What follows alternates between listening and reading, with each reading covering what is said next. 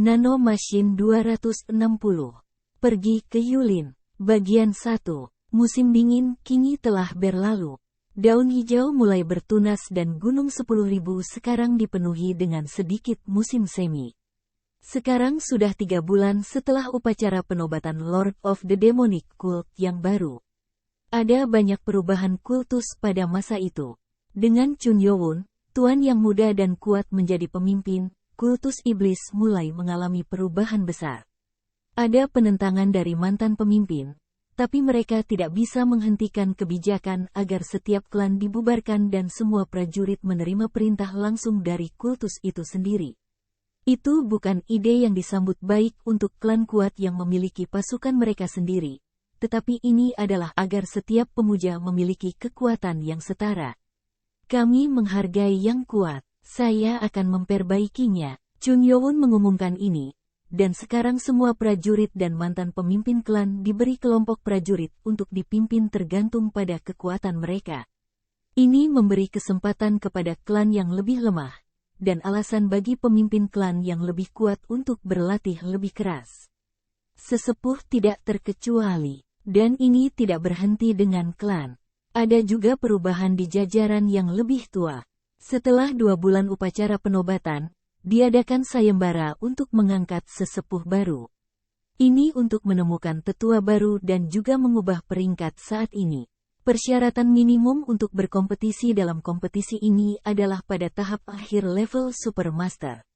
Tetua pada awalnya diharuskan berada di level Master Superior, tetapi Yowon memperkirakan bahwa tidak ada prajurit level Master Superior baru jadi dia membuatnya lebih rendah. Pengumuman ini dibuat untuk semua kastil dan pos luar.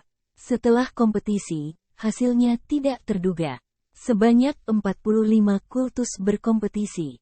Mereka yang lolos penyisihan memilah mereka yang tidak tahu taktik dan formasi pertempuran adalah 32. Disinilah sesuatu yang tidak terduga terjadi. Prajurit tersembunyi bangkit dari persembunyian. 2 dari klan yang sama. Yang pertama adalah bahwa ada 2 prajurit ahli yang bersembunyi di dalam satu klan. Itu bukan di antara 3 klan, tapi dari klan Sword Illusion. Kakak laki-laki dari mantan tetua ke-6 Mong-Oh, Mong-Mu adalah prajurit tingkat master yang unggul. Sepertinya Mong-Oh tidak menyadari hal ini. Mong-Mu dianggap sebagai prajurit berbakat sejak hari-harinya di Akademi Iblis, dan dikirim ke front barat di mana perang sering terjadi selama 5 tahun. Di sanalah dia bertahan melalui pertempuran nyata dan menemukan pemahaman. Prajurit kuat tersembunyi lainnya di pos terdepan Demonic Cult. Nano Machine 260.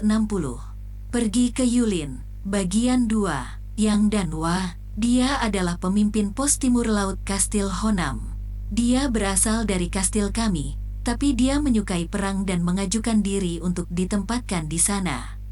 Dia telah berada di pos selama 10 tahun sekarang. Dia juga adalah prajurit ahli yang unggul. Permohonannya menyatakan bahwa dia telah ditetapkan sebagai prajurit ahli yang unggul. Tapi kenapa dia kembali? Dia bilang dia tertarik dengan klan Blade God Six Martial. Diberitahu bahwa dia sekarang tidak tertarik dengan jabatannya, di mana perang antara klan Yulin terhenti karena aliansi. Dan ketiga dan terakhir adalah seorang pria bernama Suh Deng. Dia tidak menjadi sukarelawan dan direkomendasikan oleh Marakim. Dia adalah seorang penjahat yang diusir. Dia diusir selama 15 tahun.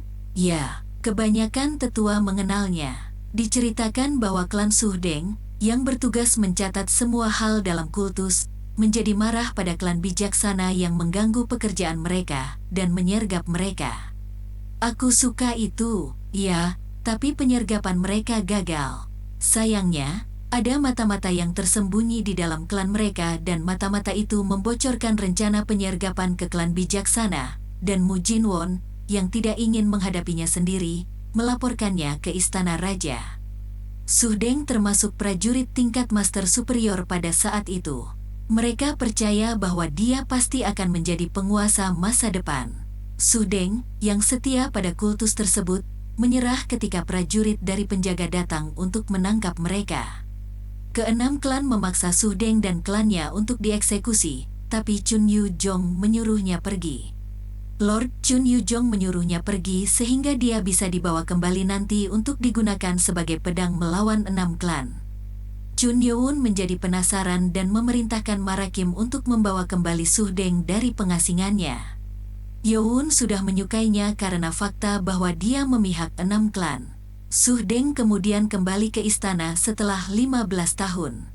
Dan seperti itu, kompetisi untuk mengangkat sesepuh diadakan, mengubah semua jajaran sesepuh dari atas ke bawah.